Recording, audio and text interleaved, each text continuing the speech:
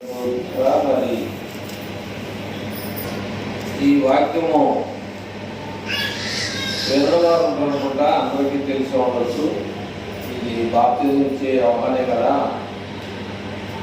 బాప్తిజం చెప్తానికి వచ్చాడు, బాప్తిజం ఇచ్చాడు కదా అని మనం అనుకోవచ్చు. కానీ దానిలో ఉన్నటువంటి విషయాలన్నీ కూడా మరి మనకు తెలిసినయా లేవనేటువంటి విషయాన్ని ఆలోచించాలి. ఇక్కడ మొదటి వచ్చిన ఒక చక్కని సమాధానం చెప్తుంది.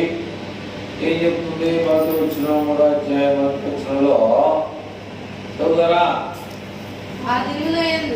ఆ దినములయందు బాప్తిస్మం ఇచ్చి యోహాను వచ్చి పరలోక రాజ్యము సమీపించి ఉన్నది, మారు మనసు పొందుడని యోదయ అరణ్యంలో ప్రకటించుచుండెను.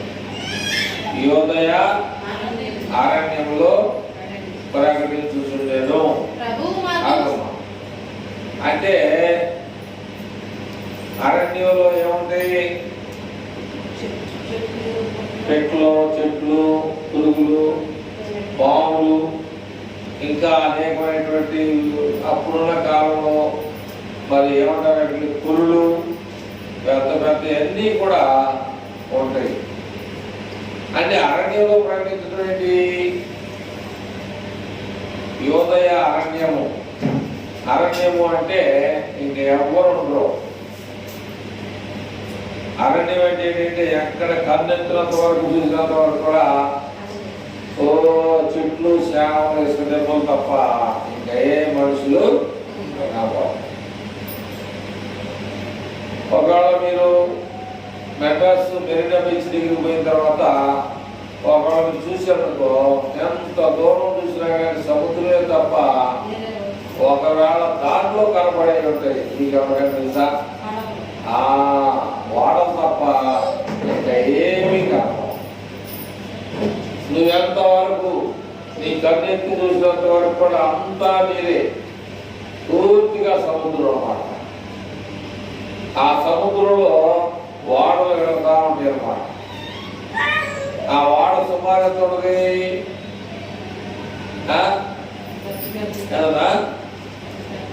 చాలా పెద్దదన్నమాట.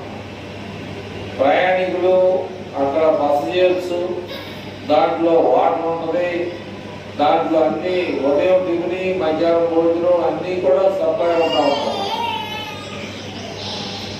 అటువంటి వాడు వెళ్ళేటువంటి సముద్ర ప్రయాణం. ఇక్కడ యోదయ అరణ్యంలో దేవుని వాక్యాన్ని బోధిస్తా ఉన్నాడు. ఎవరు? బాప్తిస్మం ఇవ్వడానికి వచ్చినటువంటి యోహాను. యోదయ అరణ్యంలో ప్రకటించడం ఏంటి? మనుషులు ఉన్న గ్రామాలు లేవంటావా? ప్రజలు లేరంటావా? మరి ఎందుకని యోదయ అరణ్యంలో ప్రకటిస్తా ఉన్నారు? కనుక ప్రియమైనటువంటి వాళ్ళరా, దేవుని యొక్క వాక్యం ఏంటంటే ఈనాడు విస్తరించడం ద్వారా మనిషికి ఎక్కడికి వెళ్ళాలి, ఏ ప్రార్థన బాగుంటుంది, ఏ ప్రార్థనకి వెళ్తే మంచిది మేలు జరుగుతుంది అనే స్టేజ్లోకి వచ్చారు ఈనాడు. ఇవాళ ఆదివారం నాడు పచ్చడి చేసుకుందామంటే ఇప్పుడు నువ్వు ఆదివారం పచ్చడి అంటారు. అట్లాగే వాక్యం ఏమైపోయిందంటే విస్తరించింది. అంటే విస్తరించడం ఎలా విస్తరించింది? వాక్యం అనేది ఎలా విస్తరించింది అంటే ఎలా విస్తరించింది ఇక్కడ వాక్యం అనేది?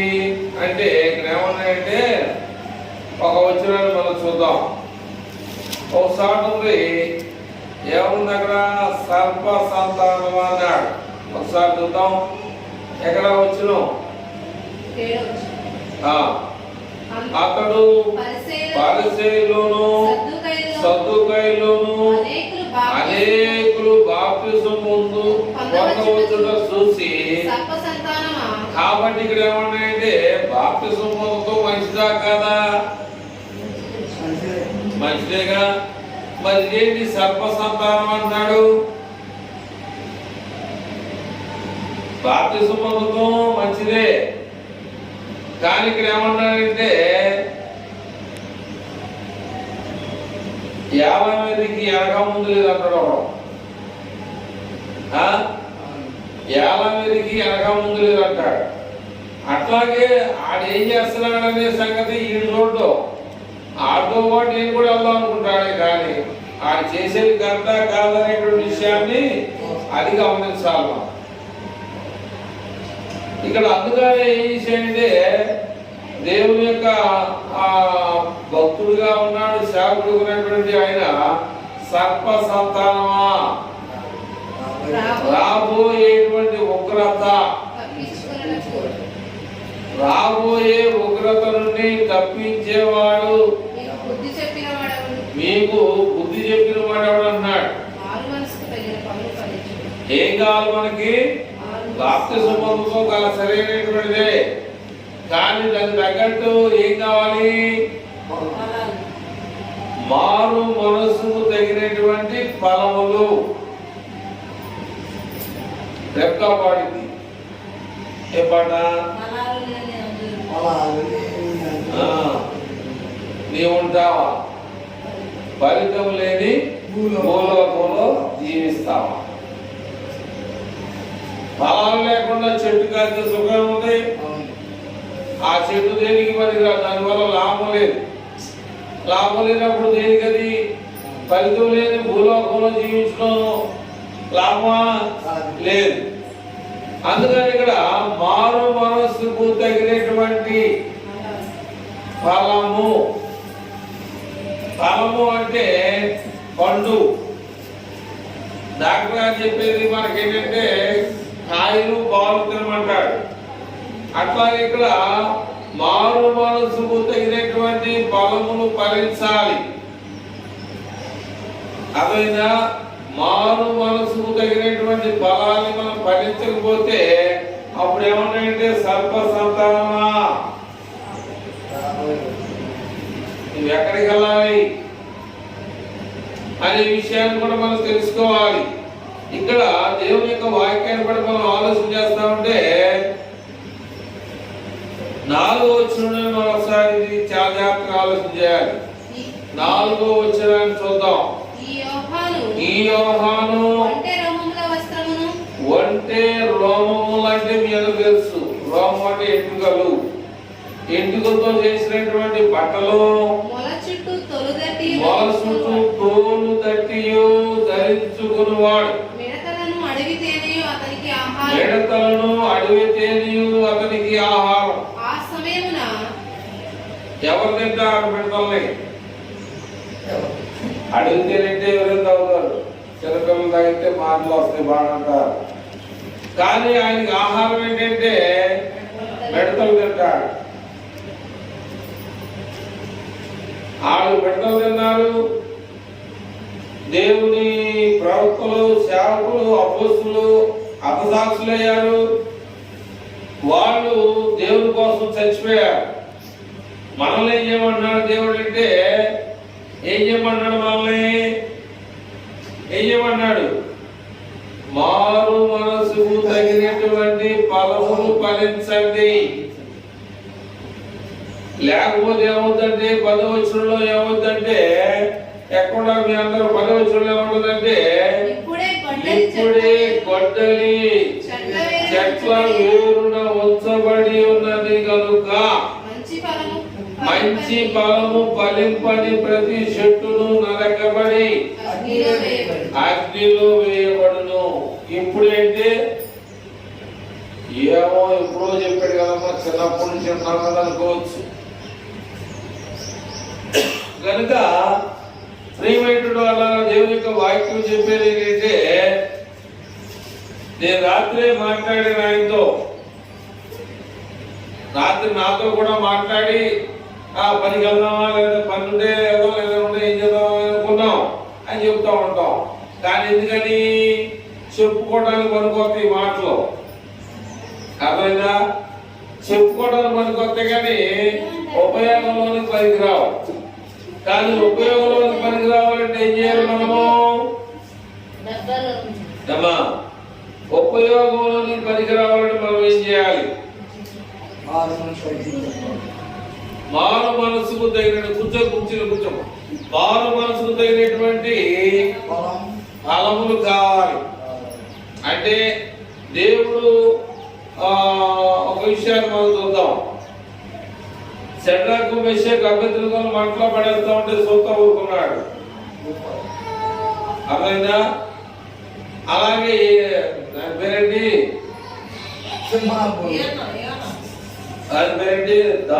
దానియేలు కూడా సింహాలలో పడేశారు. ఇప్పుడు యోనా ఉన్నాడు, యోనా పడేశారు. అర్థమైందా? మరి మనల్ని ఏమన్నా అలాంటి పని చేయమన్నాడా దేవుడు?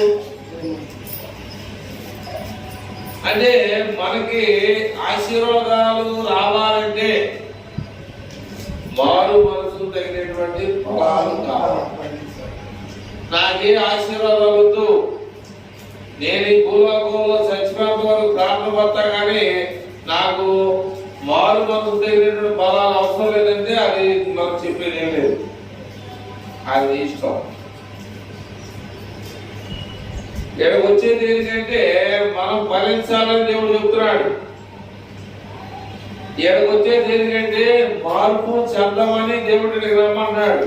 మన పల్లెకే రావడానికి మన మనసు మార్చాలి, మార్చబడడానికి రావాలి ఇక్కడికి. పందులు మారు మనసు పొందియా వాళ్ళు పొందియా? ఒకవేళ పొందాలని మనం ప్రయత్నం చేసినా కానీ అవి పుట్టుకతో ఒక కుల ప్రాతిపదికన కొన్ని వృత్తులు ఉంటాయి. కుల ప్రాతిపదికన కొన్ని వృత్తులు అంటే పనులు. ఎరువులు ఏం చేస్తారంటే తట్లు అమ్ముతారు, పందులు వేసుకుంటా ఉంటారు. అట్లాగా ప్రతి కులానికి ఒక్కొక్క పని ఉందన్నమాట. అట్లాగా ఇక్కడ దేవుని యొక్క ఆశీర్వాదాలు కావాలి అంటే మీరు దేవుని పనిలో చురుగ్గా ఉండాలి. ఆడ తట్లకపోతే తినడానికి తినలేదు. ఒకవేళ అల్లిని ఇంటికాడ పెట్టుకుంటే డబ్బులు వస్తాయంటే కుదరదు, ఎత్తుకెళ్ళి అమ్ముకోవాలి. అట్లాగా మనం ఇక్కడ దేవుడు చెప్పేటువంటి విషయాలు మనం ఆలోచన చేస్తే 10వ వచనాన్ని మనం చూడగలిగితే ఏమన్నాయంటే ఇప్పుడే గొడ్డలంట. అంటే దీనికి మాటకి అర్థమైంది కనుక ఈ మాటకి అర్థమైందన్నా ఇప్పుడే గొడ్డలి చెట్ల వేరున ఉంచబడి కనుక. అంటే ఎవరిని పోతే చెప్తా ఉన్నాడు? మనుషులకి చెప్తా ఉన్నాడు ఈ విషయాలు. అర్థమైందా? ఎవరు చెప్తా ఉన్నాడు ఈ విషయాలంటే నువ్వు ఫలించాలని చెప్తున్నాడు దేవుడు. ఏం చేయాలి మనం ఫలించాలి. ఈ లోకంలో మనం ఏం చేయాలంటే ఫలించాలి, 10 మందికి పంచిపెట్టాలి.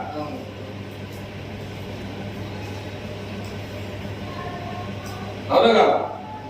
ఫలించాలి, 10 మందికి పెట్టాలి.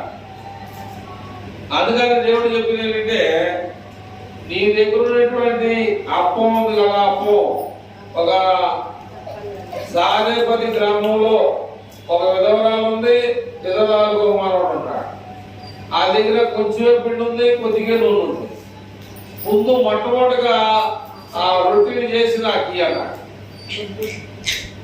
అన్నింటి దైవజనుడు ప్రవక్త అయినటువంటి ఏలియా, అన్నింటి దేవుని యొక్క మాట ఆనాడు అవునంటే అవును, కాదంటే కాదు జరిగింది. ఇక్కడ ఏం చెప్పాడు అంటే మొట్టమొదటి వచనంలో దినములు ఆ దినముల యందు బాప్తిసమిచ్చు యోహాను వచ్చి పరలోక రాజ్యము సమీపించినది, మారు మనసు పొందులని యూదయ అరణ్యములో ప్రకటన చేస్తా ఉన్నాడు. అయితే దేవుడు ఏం చేశాడంటే ఒక మాట చెప్పాడు. మత్తయి సువార్త 16వ అధ్యాయము 19 వచ్చిన ఒకసారి చూద్దాం. 16, 19. 16, 19లో పరలోక రాజ్యం యొక్క తాళాలు నీకు ఇచ్చెదను. నీవు భూలోకమందు దేని బంధించుదువో నీవు భూలోకములు దేని బంధిస్తావో అది పరలోకమందును బంధింపబడును. అది పరలోకంలో కూడా బంధింపబడును. భూలోకమందు దేని విప్పుదువో భూలోకంలో దేని విప్పుతావో అది పరలోకమందు విప్పబడునని అది పరలోకంలో కూడా విప్పబడని చెప్పాను. అటు పిమ్మట కనుక ఎవరితో చెప్తున్నాడు ఈ మాట అనే విషయం మనకు తెలియాలి. ఇక్కడ 19వ వచనం మనం రిపీట్ చేస్తే ఏమన్నాడు? పరలోక రాజ్యం యొక్క తాళపు చెవులు నీకు అది ఎవరు చెప్తున్నాడు అర్థమైందా? ఎవరు చెప్తున్నాడంటే ఎవరు చెప్తున్నాడు? ఎవరికి? 18వ వచనం చదివితే నీకు క్లారిటీ వచ్చింది అనమాట. ఎవరు చెప్తున్నారు? ఎవరికి? యేసు ప్రభు వారు ఏమన్నాడంటే పేతురు చెప్తున్నాడు. ఏమని?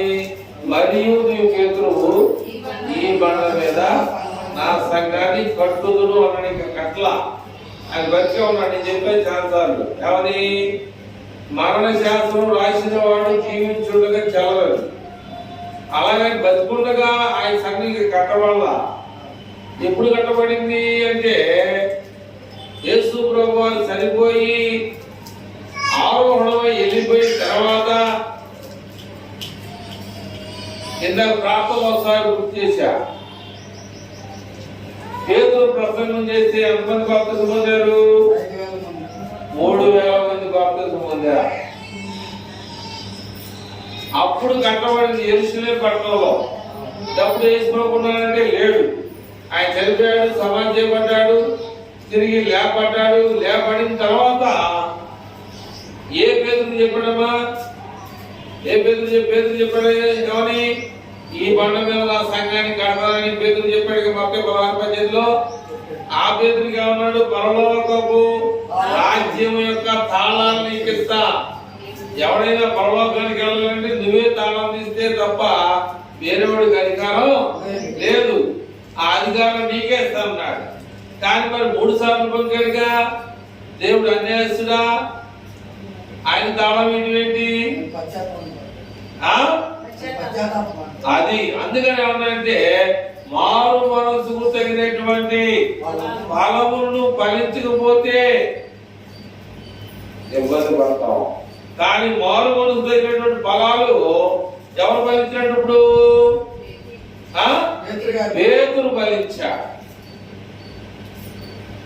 3 సార్లు బొగ్గినా కూడా అతను పశ్చాత్తాపం ఉందనేటువంటి సంగతిని దేవుడు ముందుగానే జరిగి తాళా చేతులు ఆయనకి ఇచ్చాడు. మనం పరలోకానికి వెళ్ళాలంటే తాళం పేతురు చేతిలో ఉంది. నువ్వు పరలోకానికి వెళ్ళాలంటే తాళం చేయి ఆయన దగ్గర ఉంది. తాళం చేయి దగ్గర లేదనుకో, అది నీకు నీ ఇల్లు 2 అంతస్తులు అవ్వచ్చు, 3 అంతస్తులు అవ్వచ్చు. ఆ తాళం 1000 రూపాయలు పెట్టి కొనుండొచ్చు. ఆ తాళము ఎన్నో లెవర్లు కలిగినటువంటి తాళం అయి ఉండొచ్చు. 7 లెవర్ అని ఉంటుంది. అంతే లక్షణ తాళం కాబట్టి చూసారు మీరు. 7 చూసారు మీరు ఇప్పుడు.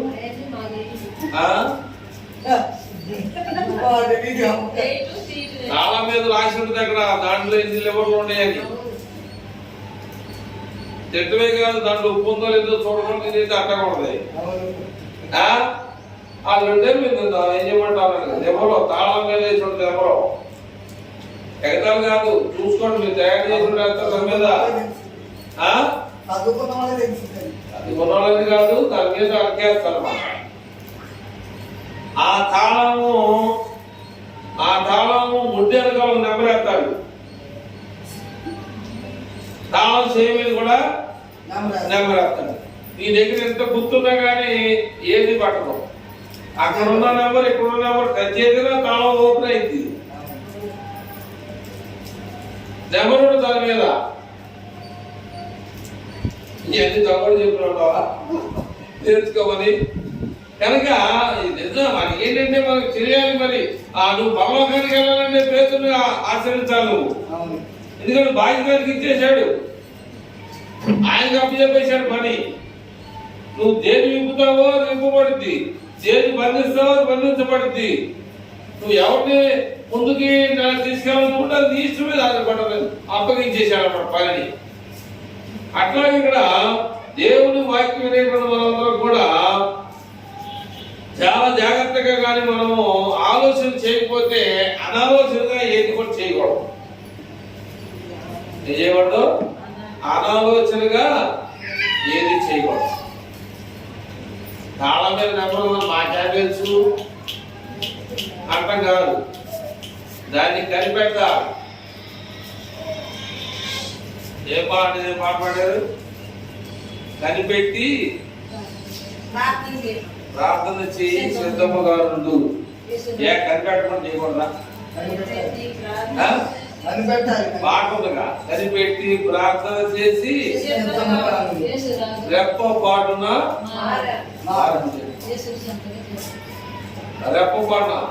రెప్పపాటు మారిపోతాం. కనిపెట్టి ప్రార్థన చేయమన్నాడు అక్కడ. కనిపెట్టి ప్రార్థన చేయాలి, సిద్ధంగా ఉండాలి. రెప్పపాట్లు మారిపోతాయి. గాలి దుప్పొద్దు వచ్చింది అనుకున్నావా? ఏమన్నా వర్షాకాలం ఇది? మరి ఎందుకు వచ్చింది? టైం అంత కాదు, దేవుడి. ఆయన లోకంలో మనం ఉన్నాం అంతే. ఆయన ఇష్టం మీద బతుకుతున్నాం, మీరేమో మీ ఇష్టం మీద బతుకున్నాం. నాకు తెలియదు. బైబిల్ ఏం చెప్తుందంటే నా ఇష్టం మీద మీరు ఉన్నారని చెప్తుంది బైబిల్. నా ఇష్టం లేదు ఈ లోకంలో మీరు ఎందుకు పనికిరారు. ఒరే వెలువాడు అన్నాడు దేవుడు. అవ్వండి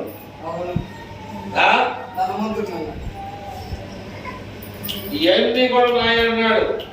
కొట్లో ఉన్నాయన్నీ కూడా మొత్తం నాయే. అంటే ఒరే వెలువాడా, ఈ రాత్రి నీ ప్రాణాన్ని కోరితే ఇవన్నీ అవయవచ్చు కదా. అట్లాగా బైబిల్ ప్రకారం మనం మన సొత్తు కాదు. ఎందుకు తెచ్చిపోవడం ఉన్నావా? యేసు ప్రభు పిచ్చేకి తెచ్చిపోవడం ఉన్నావా? లేదా ఏమన్నా సరదా తెచ్చిపోవడం ఉన్నావా? మనమందరం కూడా ఆయన బిడ్డలమై చచ్చిపోయాడు. మనమందరం కూడా ఆయన బిడ్డలమై ఉన్నాం కనుక మన కోసం చచ్చిపోయాడు. మనం కూడా ఆయన మార్గంలో, సింపుల్ మార్గంలో ప్రయాణం చేయాలని. అంతేగాని సిలువేసేటప్పుడు దేవుడు లేడే కాదు, దేవుడు ఉన్నాడు. సిలువ మీద ప్రాణం పెట్టేటప్పుడు దేవుడు లేకుండా లేడు, ఆయన చూస్తా ఉన్నాడు. అందుకని దేవుడు ఒక మాట అన్నాడు, అర్ణిని ఒక మాట అన్నాడు. సౌలు కళ్ళుపోతే నేల మీద పడి దేవుకుంటా ఉండి దేవుడు అనుకుంటా ఉంటే అరణ్య తాసువాడు అనేటువంటి సౌలు నేల మీద పడి ఉన్నాడు. అతను కళ్ళు వచ్చేటట్టుగా నువ్వు ప్రార్థన చేయన్నాడు. అదేంటయ్యా, నీ ప్రజల్ని చాలా మంది చంపేశాడంటే నేను చెప్పింది చేయాలి. ఆయన్ని ఏం చేయాలో, ఎన్ని తిప్పలు పెట్టాలో, ఏం చేస్తే బాగుండదో నీకన్నా నాకు బాగా తెలుసు. కాబట్టి ముందుగా నువ్వు చేయవలసిన పని, నేను చెప్పిన పని చేయమన్నాడు. కానీ అపోస్తుల కన్నా ఎక్కువ సేవ చేశాడు. అపోస్తులు 12 మంది ఉన్నారు. యేసు ప్రభుతో తిరిగి రొట్టెలు అన్ని తిన్నారు. కానీ అన్నబెట్టేవాడు ఎవడలేడు. ఈయన ఒక్కడే ఈ డబ్బా కొట్టుకుంటా ఉన్నాడు.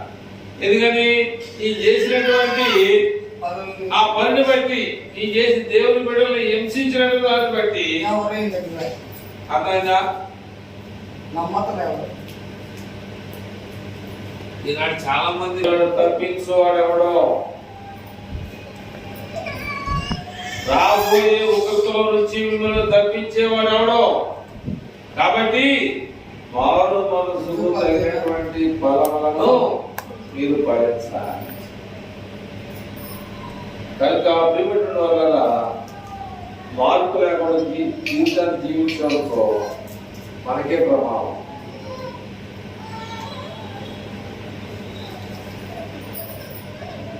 మరి దేవుని యొక్క వాక్యాన్ని కూడా మనం ఆలోచన చేస్తా ఉంటే నేను పేపర్ చూస్తూ ఉంటే 10th కానీ 9.5 9.9 అలా పేపర్ మొత్తం ఆ స్కూల్ని చెప్పుకోవడానికి అంటే మిగతా వాళ్ళు కూడా చేరడానికి వాళ్ళు కష్టపడి కష్టాన్ని పరిశీలించుకుంటా ఉంటారు. అట్లాగే పలానా స్థానిక సంఘంలో మనం ప్రార్థన కలుగుతామంటే ఆ సంఘంలో సభ్యులకి ఏం కావాలి? స్కూల్లో టీచర్లు చెప్పారు, వాళ్ళు పాస్ అయ్యారు, పేపర్లు వేసుకున్నారు. అలాగే మీరు ప్రార్థన అవుతున్నారు. నేను ప్రార్థన వచ్చిన తర్వాత ఇతరులు ఏదన్నా మీరు చెప్పుకుంటే బాగుందా, మీరు చెప్పుకుంటే బాగుందా? మీరే అక్కడ ప్రార్థనకి వెళ్తే ఉన్నది కొద్ది మంది అయినా సరే వాళ్ళకి అన్ని కూడా దేవుడు సంస్కృతించబడతా ఉన్నాయి అనుకోవడంలో తప్పుందా? వెళ్ళినగా లాభం లేదనుకోవడంలో తప్పుందా అని మనం ఏం చేయాలంటే పరిశీలించకపోతే పేతురులాగా మనసును మార్చుకోకపోతే ఎవరిది డిస్కవరీ యోగా టైపు అయిపోతుంది. ఏంటి ఎందుకు లాభం ఏంటి, ఏం ప్రయోజనం ఏంటి, ఎవరిని బాగు చేశాడు? 11 చచ్చిపోయిన వాళ్ళే ఆడు పోగొట్టాడు. ఆడడానికి ఆడికి లేక మేము పెట్టుకోవడం ఆడు బతుకుంటే అంటారు. ఆడికి పోయాక మా ఇంటికి వచ్చినోడు ఆడు ఇదంతా పనిమాల విషయాలు మాట్లాడుతూ ఉంటారు మనం చాలా మంది కూడా. అయితే అలాంటి అవకాశాన్ని ఏం చేయకూడదు, మనం ప్రజలకు ఇవ్వకూడదు. అలాంటి అవకాశాన్ని లోకంలో వాళ్ళకి ఇవ్వకూడదు. చాలా జాగ్రత్తగా దేవుడు అది అంటాడు, తాను నిలుచున్నానని తలంచుకొను ప్రతివాడు ఏం చేయాలి? పడకుండానట్టు జాగ్రత్తగా చూసుకోవాలి. అక్కడ ఖచ్చితంగా రాస్తారు ప్రతి పత్రికలో, తాను నిలుచున్నానని తలంచుకొను ప్రతివాడు పడకుండానట్లు జాగ్రత్తగా చూసుకోవాలంట. జాగ్రత్తగా చూసుకోకపోతే మనకే ప్రమాదం. అర్థమైందా? పాల ప్యాకెట్లు ఎంతమంది కొంటారు? మీరు పాల ప్యాకెట్లు ఎవరు కొంటారా? కొంటారా? ఏం చెప్తారు మీరు దాని మీద? విషయం వచ్చేవారు కత్తిరించి పోసి కాల్ చేయాలన్నా దాని మీద ఎప్పుడు తయారు చేశారు, ఎప్పుడు వరకు ఉంటాయో కూడా ఉంటాయో మీకు తెలుసా? టైర్ ఎప్పుడైంది, ఎప్పుడు క్లోజ్ అవుతుంది అనేది కూడా.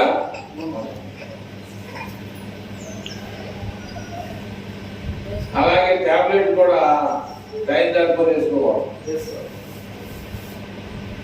టాబ్లెట్ మీద కూడా తారీఖు ఉంటుంది. ఆ తారీఖు చూసి అని మీకు తెలుసు, చాలా మందికి తెలుసుకుంటూ మనకి ఎందుకు వచ్చిందో నాకు తెలియదు. నోట్లో అదే దేవుడు మనకి పలికిస్తామో నాకు తెలియదు. నేను చెప్పాలని ఎటువంటి ఆలోచన నాకు లేదు. ఆ దేవుడు చెప్పాలని ఆయన సన్నిధిలో కూర్చుంటే ఏం చెప్పాలో మాకు తెలియదు.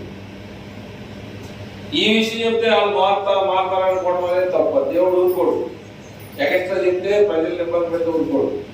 మీరు అనుకున్నారా ఆయన కూర్చున్నాడు కదా, ఆయన నోటికి ఏదో చెప్పేద్దరు మీరు అనుకుంటున్నారా? కుదరదు, కుదిరే పని కాదు.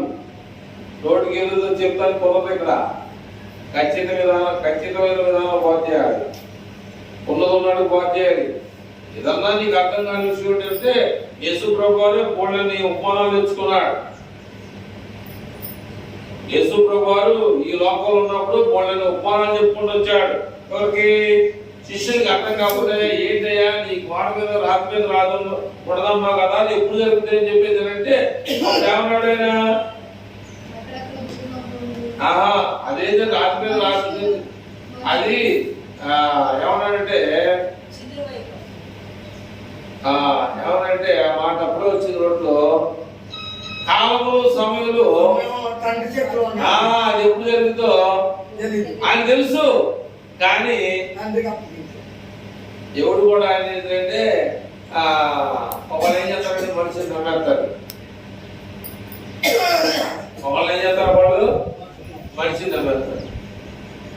కానీ ఒక పాట రచయిత ఏమన్నా తెలుసా, పాటలో మనం ఎవరిని నమ్మాలా ఎవరు నమ్మకూడదు అనేటువంటి విషయాలు కూడా జాగ్రత్తగా మనం లేకపోతే మనమే ప్రమాదంలో పడే మళ్ళీ బండి కొనడం మాటల ₹1,00,000 తేలిక, ఎంత తేలికైన బండి 1,00,000 తక్కువ, ఎంత చీపుగా ఒక సింపుల్గా ఉంది బండి 75,000 80,000 కరెంటు బండి. ఒక మనిషి చక్కగా జ్యోతులంటే చక్కగా గురువులు చక్కగా వెళ్ళిపోవచ్చు అనమాట. అది ఇంకా ఈ బైపాస్ వేసారు అడుగురికి దగ్గరలో కట్టించే వెళ్ళిపోవచ్చు. కరెంటు బండి అండి కానీ చక్కగా 75,000 80,000 ఆగిపోయే అవసరం దేనికి వెళ్ళిపోయి ఆ మీకు వెళ్ళి మనల్ని ఇబ్బంది పెట్టడం. మనం దేవుడిని నమ్మేమనుకో దేవుడు మనను ఇబ్బంది పెట్టడం. కనుక ఇక్కడ 2 విషయాలు చదువుకొని ముందుకి వెళ్ళిపోవడానికి ప్రయత్నం చేద్దాం. అయితే 11వ వచనం చదువుతూ ముందుకు వెళ్ళిపోదాం. ఆ సమయమున యోహాను చేత బాప్తిసం పొందుటకు యేసు గలిలయ నుండి యోర్దాను దగ్గరనున్న అతని ఎద్దుకు వచ్చాను. అందుకు యోహాను, నేను నీ చేత బాప్తిసం పొందవలసిన వాడనై ఉండగా నీవు నా యొద్దకు వచ్చుచున్నావా అని ఆయనను నివారింప చూచెను. కాని యేసు, ఇప్పటికి కానిము, నీతి యావత్తు ఇలాగు నెరవేర్చుట మనకు తగి ఉన్నదని అతనికి ఉత్తరం ఇచ్చెను గనక అతడు అలాగు కానిచ్చెను. కాబట్టి ఏంటంటే బాప్తిసం ఇచ్చే స్టేజీలో బాప్తిసం ఇచ్చే యోహాను ఉన్నాడు. ఎంత అధికారం ఉన్న యేసు ప్రభువుకి ఆయన పని చేయకూడదు. ఇక్కడ ఒక 4 పాస్టర్లు ఉన్నారు. ఎవరినైతే నడిపించమని మైక్ ఆయనకి ఇచ్చామో ఆయనే నడిపించాలి. అది పెద్దోడే కానీ చిన్నోడే కానీ అనుభవలేనుడే కానీ ఎలాంటి వాడనే కానీ ఆయన కూకోమంటే కూకోవాలి, నుంచోమంటే నుంచోవాలి. ఎందుకంటే ఆ అప్పగించినటువంటి బాధ్యత టైం ప్రకారం కల్లా ఏం చేయాలి. మన ఇక్కడ ఒక కార్యక్రమం జరిగింది, పౌర్ణమి బాగుంది, జనం వచ్చి నుంచున్నారు కానీ బాధ రావట్లా. అందులో ఎవరో సొరవ తీసుకున్నారు. ఎవరు తీసుకున్నారు సొరవ? మామూలు మనుషుల్లో, అది పాత్రుడు కాదు, మామూలు మనుషుల్లో వర్తనాలు అయిపోయింది. లోకస్తుల్లో ఎవరు తీసుకుంటారు? మెయిన్ కాస్త ముందేసిన ఏం చేస్తారంటే, ఇంటి దాకా మేము అంతమంది వచ్చారంటే నువ్వు అవమానపడేది కాకుండా దేవుని నామాన్ని కూడా అలా చేయడం. మన సిస్టర్ ఎట్లా ఉండాలంటే 1 గంట కంటే 5 నిమిషాలు తక్కువ 1 గంటకే ఆపేసేయాలి. నాకు 1 గంటగా నాకు ఇచ్చేది అయ్యారంటే 5 నిమిషాలు ముందు ఇచ్చేసే వరకు అతను చాలా అభినందిస్తాడు. ఇంకా అవలేదు నేను ఆశయం బయలుదేరండి ప్రార్థన 5 గంటలు బయట తీసుకుంటూ అవ్వాలి కదా, 2 వద్దులే అనుకున్నాను నేను. ఇదే డబ్బులు సగం భోజనాలు అయిపోయింది. ఎంత ఆశ్చర్యకరమైన విషయాలు అది. అంతేగాని మనం ఏంటంటే వెనక ముందొచ్చే విషయాన్ని కూడా కనిపెట్టుకొని ప్రార్థన చేయాలి. కనిపెట్టుకొని అక్కడ టైంని చూసి మనం ఏం చేయాలి, క్లోజ్ చేయాలి. ఎన్నాళ్ళే నాకెందుకు.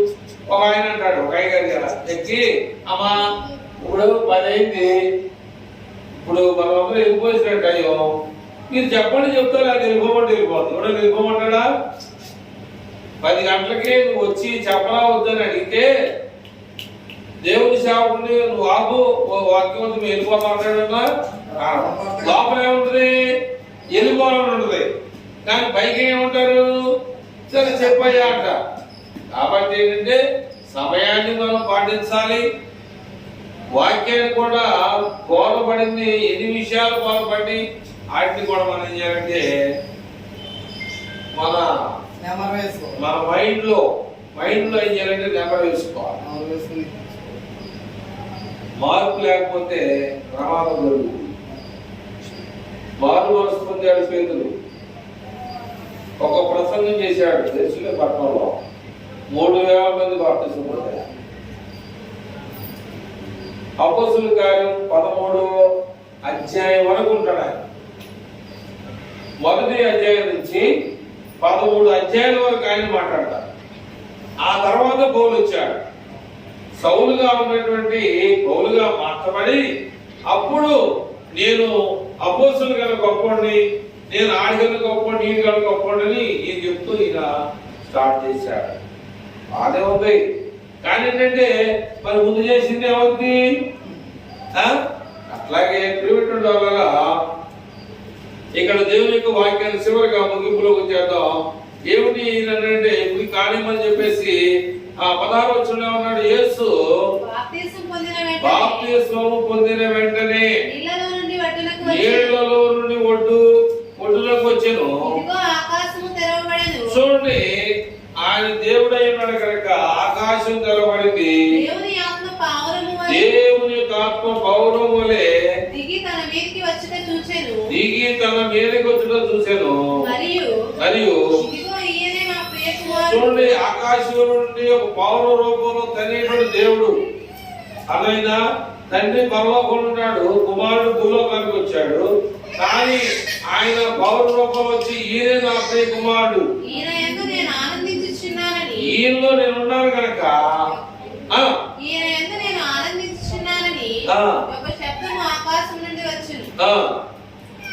కనుక ప్రియమైనటువంటి వాళ్ళగా ఈయన ఎందుకు నేను ఆనందిస్తున్నానంటే అర్థం ఏంటి?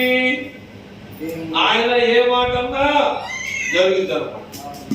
తండ్రి దేవుడు పౌర రూపంలో ఈయన ఎందుకు నేను ఆనందిస్తున్నా. కానీ ఆయన కొట్టినా కానీ ఇబ్బంది ఏమి లేదు, సభ్యులు కానీ ఇబ్బంది లేదు. ఎందుకంటే ఈ లోకాన్నే పుట్టించిన వాడు, ఈ లోకంలో ఉన్న సృష్టి అంతా ఆయన చేతిలో ఉంది. కాబట్టి ప్రియమైనటువంటి వల్ల ఒక విషయాన్ని చెప్పి నేను నా మాటలు ముగించాలని నేను ఆశ కలిగి ఉన్నాను. చివరిగా మీరు ఎన్నంటే పోండి. ఈ 12వ వచనంలో చాలా బాగా ఆ గాడ్ అనేటువంటి విషయాన్ని అక్కడ తెలియజేశాడు. 12వ వచనంలో చాలా గాడ్ కోరులో కానీ మనం ఏమంటారు కారం ఎక్కువ వేస్తే ఎలా మంటకూడదో ఇక్కడ గాడ్ అనే విషయాన్ని చెప్తా ఉన్నాడు. ఏమిటి అన్నమాట అంటే ఆయన చేట ఆయన చేతిలో ఉన్నది, ఆయన చేతిలో ఉన్నది. ఆయన తన కళ్ళమును బాగుగా శుభ్రము చేసి గోధుమలను పొట్టులో పోసి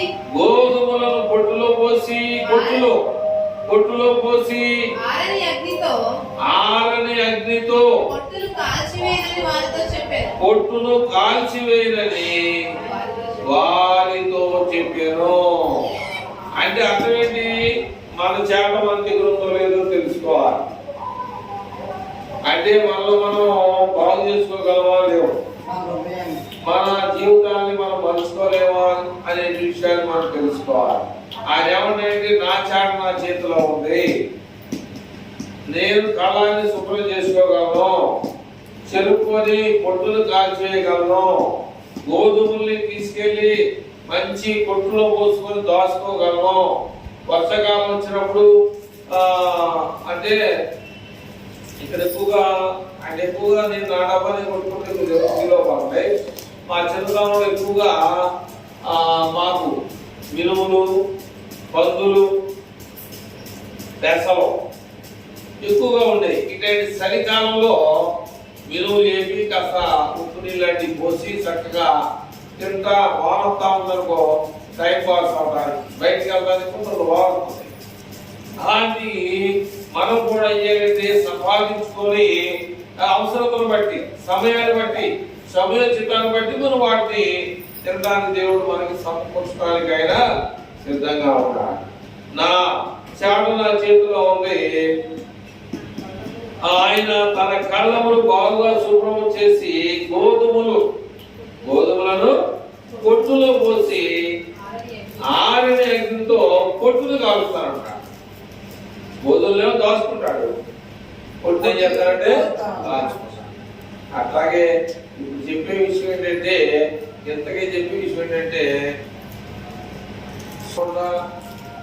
మన చిన్నప్పుడు ఎక్కువగా కంపౌండేది. ఇప్పుడు దేవుడి దేవల్ల కొన్ని సంవత్సరాలు దాటిపోయిన తర్వాత సిమెంట్ రోడ్లు వచ్చినాయి. ఇంకా అప్పుడులో తప్ప ఏమైంది మనకి దూరం అయిపోయింది. ఇప్పుడు జ్యోతి వాళ్ళ మామ ఉన్నాడు. ముళ్ళ కంపని మామూలుగా పట్టుకొని ఏదైనా చేయగలరు. పాముని రమ్మంటే బయటకు వచ్చింది. ఒక్కొక్క పాము నేను ఈ పిల్లలతో వేసి ఉంటాను. మూల మాది. ఆ మూలలో బొమ్మ తాటేగులు వేసింది. ఆ తాటేగుల్లో కాసు బొమ్మ. అప్పుడు దగ్గరికి వస్తే యవమాన్ దగ్గరికి వస్తే యవమానం తెలుసా, యేసు ప్రభు యవమానం బాప్తిస్తున్నాడు. ఆ కనుక ఆయన దగ్గరికి వచ్చిందని అన్నాడు, నాకు కూడా బాప్తిజం అలాగలాగంటే నీ చెప్పులు వారు పోయటానికి కూడా నేను పనికిరాని వాడిని అన్నాడు.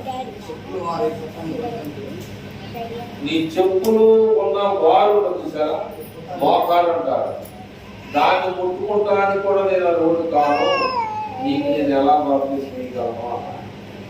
దాన్ని ఏమంటే తగ్గిపోతా లేదా గర్వముందా? దేవుడు యేసుప్రభువే ఇలా జరగాలి చేతుల మీదుగా, కానీ ఇలా జరగాలి కనుక కానీ అని చెప్పేసి అలాంటి మహానుభావుడికి బాప్తిజం ఇచ్చే అధికారం దేవుడు అవార్డు ఇచ్చాడంటే అది ఎంత ఆయన ధన్యత చేసుకున్నాడో లేదా తల్లిదండ్రులు ప్రార్థన చేసుకున్నారో నాకైతే తెలియదు. దేవుణ్ణి పట్టుకొని బాప్తిజం ఇచ్చే అధికారం ఆయనకు వచ్చిందంటే అది ఎంత పుణ్యం చేసుకుంటే కలుగుతుందో అని ఎవరు పంపవాలి. కనుక ప్రేమైన వాళ్ళ దేవుడు చెప్పే ప్రతి మాట ప్రతి వాక్యం కూడా అది చెదిరిపోదు, అన్ని జరుగుతాం. కానీ జాగ్రత్తగా కానీ మనం లేకపోతే మనకే ప్రమాదం జరిగే పరిస్థితి ఉండదు. కనుక మన అవయవాలన్నీ పనిచేయాలంటే ముందుగా మనం దేవునికి మన హృదయాన్ని ఇచ్చేయాలి.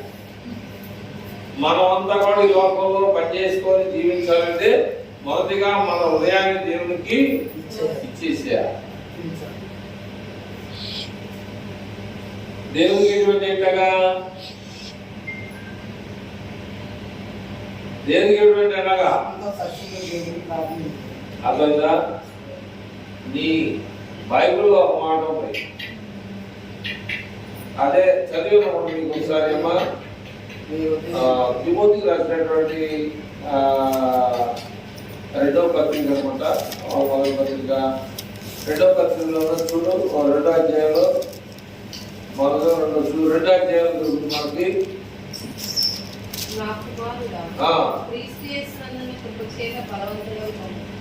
నీవు అనేక సాక్షులుగా నా వలన విన్న సంగతులను ఇతరులకు బోధించుటయు సామర్థ్యం గల నమ్మకమైన మనుషులకు అప్పగించు. క్రీస్తు యేసు మంచి సైనికుల వలె మాతో కూడా శ్రమను అనుభవించు. సైనికుడు ఎవరు? అది కాకుండా ఇది ఫస్ట్ సెకండ్ అది ఫస్ట్ ఉంది.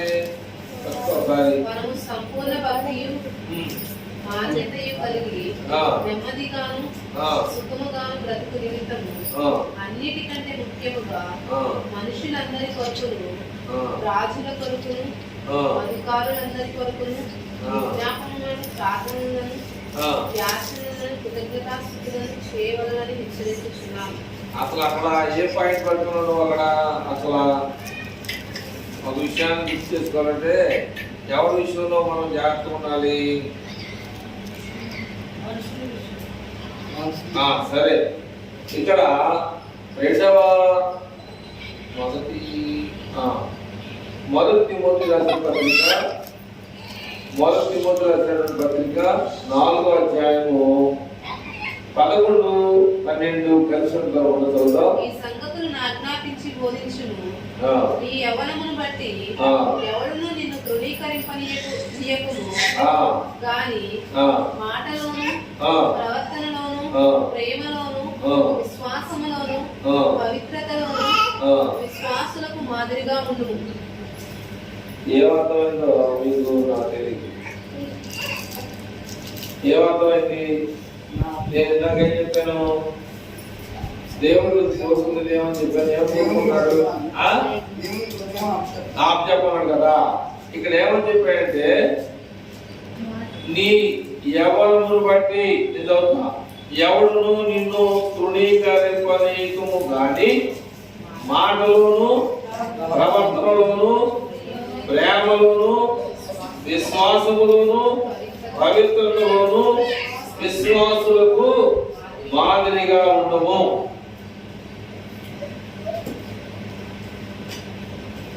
ఏమవుతుంది? ఏమవుతుంది? చాలా జాగ్రత్తగా మాట్లాడేటప్పుడు కొంతమంది తృణీకరించి మాట్లాడతారు. అందుకని ఇక్కడ ఏమన్నాయంటే మాటలోను ప్రవర్తనలోను ప్రేమలోను విశ్వాసములోను పవిత్రతలోను విశ్వాసులకి తగినట్టుగా ఉండాలి. మాదిరి యేసు ప్రభువారు అందుకనే ఆయన చూపించి చనిపోయి వెళ్ళాడు. అర్థమైనా? అంతేగాని నీ హృదయాన్ని ఇవ్వంటే నీ హృదయం అవసరంలా. ఏం కావాలి? నీ మాట చాలయ్యా. నీ మాట చూస్తే అట్టుంది తండ్రి అనుకుందా? ఆయన ఏమన్నా మనం నీ మాట చాలయ్యా. ఒక్కసారి నా దాసుడు చనిపోయినాడు, నువ్వు మా ఇంటికి రావద్దు, నువ్వు ఇక్కడే నీ దాసుడు బతికుంటాడు, నువ్వు వెళ్ళి చూసుకో అంటే చాలు అన్నాడు. అక్కడ నీ మాట అట్టుంది. అది నీ హృదయం కావాలంటే అది కావాలి. అదే డబ్బులు కాదు. నీ మాట, నీ చూపు, నీ ప్రేమ విశ్వాసులకి మాదిరిగా అంటే నీ తగ్గింపు. ఒకళ్ళ దగ్గర పట్టు వచ్చిందంటే ఒకళ్ళ దగ్గర కడుపు అయిందండి అంటారు. ఇవన్నీ ఎందుకంటే పనికిరాని విషయాలు తప్ప మన ప్రేమను బట్టి, మన మాటను బట్టి, మన ఆలోచన బట్టి దేవుడు ముందుగానే నీకేం సిద్ధపరచాలో ఏర్పాటు చేస్తాడట. నీ మైండ్ సరిగ్గా ఉంటే నీకేది కావాలో ఏర్పాటు చేస్తాడు. అది కావాలి. మన మైండ్ దేవుని దగ్గర ఉండాలి, దేవునికి అప్పగించాలి. అప్పుడే ఆయన నిన్ను పట్టుకుంటాడు. లేకపోతే కరెంట్ లేదంటే ఇందులో మాట్లాడాలి. అక్కడ ఉన్న పిల్లలు మీకేసాడనుకో, రూపేష్ బాబు గొప్పలు మీకేసాడనుకో, ఈ మాట ఏం రావట్లేదంటే అది బాగా ఉందంటాం. అట్లాగే దేవుడు కూడా మనల్ని కూడా అంటి ముట్టినట్టుగా చూస్తూ ఉంటాడు. మనం ఎంతైతే ఆయన దగ్గరగా ఉంటామో మనకు ఆయన సహాయం చేయడానికి కళ్ళు ప్రార్థన చేస్తాం.